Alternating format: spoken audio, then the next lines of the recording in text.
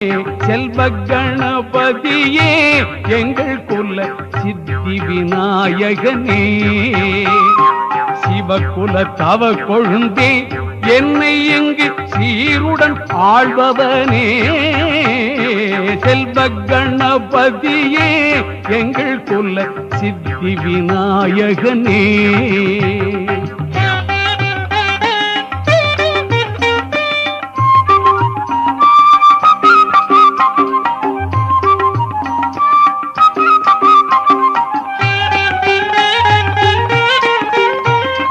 ஆதிக்கும் காரணனே பிள்ளை முக ஆனந்த பூரணனே, ஆதிக்கும் காரணனே பிள்ளை முக ஆனந்த பூரணனே, கீதையை எழுதி தந்த வக்ரதுண்டி கீர்த்தி விநாயகனே.